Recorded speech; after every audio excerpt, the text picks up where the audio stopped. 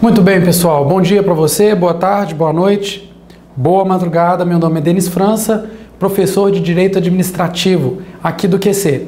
E hoje vamos abordar um tema bastante interessante, muito cobrado em provas. Nós vamos falar dos poderes da administração, ou poderes administrativos. Especificamente, nosso tópico agora é o abuso de poder. Vamos lá. Pessoal, o que são os poderes da administração? É importante a gente fazer essa breve introdução. Olha só, a administração, você já sabe, ela é formada por entes que são pessoas jurídicas, geralmente pessoas jurídicas de direito público interno, no caso da União, dos estados, do Distrito Federal e dos municípios, e das autarquias, naturalmente. E essas pessoas jurídicas, elas precisam manifestar uma vontade. Como que elas manifestam a vontade? Através dos seus agentes. Nós sabemos que temos a teoria do órgão ou teoria da imputação, segundo a qual a vontade de um agente público regularmente investido é imputada à pessoa jurídica. Muito bem, mas se essa é a forma de expressão, né, da vontade, da intenção, da política, do que vai ser implementado para que haja a concretização dessa política pública que foi definida em lei, é necessário que a administração tenha algumas formas de manifestar isso. E essas formas não são nada mais, nada menos do que os poderes, como se fossem os seus sentidos, as suas maneiras de colocar para fora as suas ideias. Você pode se manifestar por meio dos gestos, da fala, do olhar, de várias maneiras. E a administração basicamente tem 4 poderes que a doutrina faz referência que ela pode utilizar. Mas o que nós precisamos trabalhar aqui agora é o que eu coloquei aqui para você. Esses poderes, eles têm uma natureza absolutamente instrumentais. Qual que é o significado disso? Quando uma coisa é instrumento, isso significa que ela não é um fim em si mesma. Ela existe como um instrumento para uma finalidade maior. Olha que coisa mais linda. Os pensadores iluministas lá do século XVIII diziam assim: o homem é um fim em si mesmo. Isso significa que nós, seres humanos, não podemos ser instrumento para nada. Não podemos ser instrumento, por exemplo, para a felicidade dos outros. Você é um fim em si mesmo. E qual que é o fim, o grande fim aqui no direito administrativo? Qual que é o grande objetivo da administração pública como um todo? É o atendimento do interesse público. Então, veja só, os poderes administrativos são mecanismos de ação da administração pública para quê? Para o alcance do interesse público. Eles são instrumentos para que o interesse público possa se materializar, se concretizar, tá certo? E como você sabe, a indisponibilidade do interesse público é um princípio elementar aqui do direito administrativo, e em razão desse princípio, mais uma vez a gente repete aquela ideia, que esses poderes, ele não é um poder no sentido de que você pode fazer isso. Ele não é um poder no sentido de que você faz se você quiser, de faculdade. A administração tem nos poderes administrativos verdadeiros deveres. É por isso que a doutrina faz referência a um poder-dever, ou às vezes até a um dever-poder. Vamos seguir. Então, se os poderes administrativos, eles possuem esse caráter de instrumentalidade, quer dizer, eles existem para servir ao interesse público. Nós sabemos que é muito possível que alguns agentes públicos, na verdade isso nem chega a ser raro no nosso país, mas é absolutamente possível que agentes públicos façam o quê? Abusem do exercício desse poder. Porque, meus caros, muitas vezes está na mão de um agente público definir a concretização de uma política pública, e como que ele vai fazer isso? Utilizando os poderes da administração. E é aqui que nós entramos com a teoria do abuso de poder. O que é o abuso de poder, então? É a utilização dos poderes da administração em desacordo com os seus propósitos, ou seja, em desacordo com o seu caráter instrumental. Um abuso, uma utilização inadequada, não voltada para o interesse público dos poderes administrativos, tá certo? E a teoria do abuso de poder costuma dividir o abuso de poder em 2 modalidades. Quais são essas modalidades?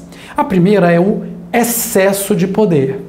Gente, o excesso aqui não é no sentido de usar o poder demais, não é essa a questão.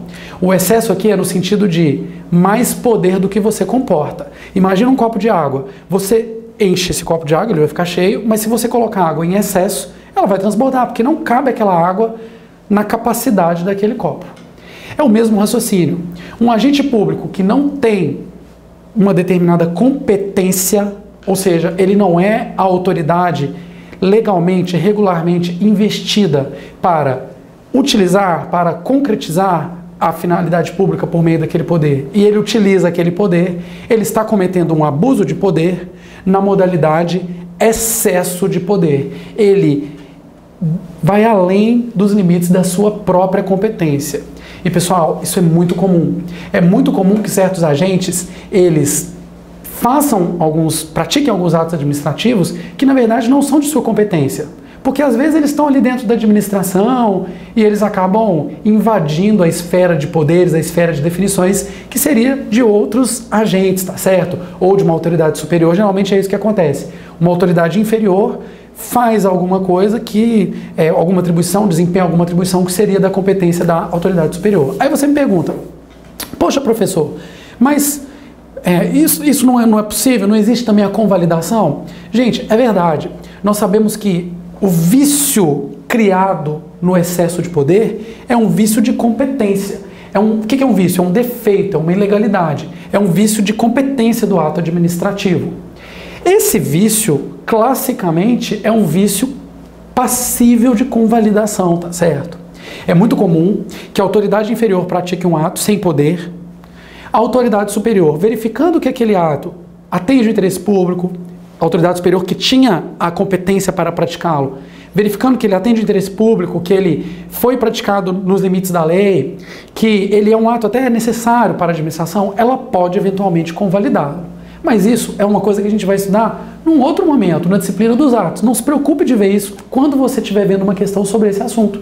O importante aqui é você identificar que diante de um excesso de poder, ou seja, diante de uma autoridade que pratica um ato administrativo em desacordo com as regras de sua competência, nós temos um abuso de poder, que é um vício, e esse abuso de poder se dá na modalidade excesso de poder, ok? Vai provocar então aí esse vício de competência no ato administrativo, que será, portanto, ao menos a princípio, inválido. A convalidação, quando possível, vai convalidar, mas inicialmente ele é inválido do mesmo jeito, tá certo?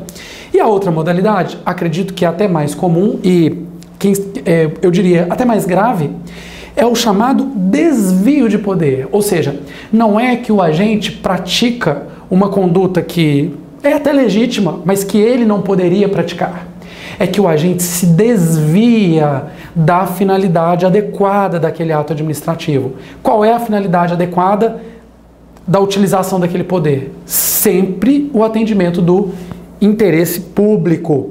Mas o agente aqui, o que ele faz? Ele tem uma finalidade diversa do interesse público. É por isso que a gente fala num vício na finalidade do ato administrativo. Só adiantando, você talvez se lembre que o ato administrativo ele tem 5 requisitos: competência, forma, finalidade, motivo e objeto.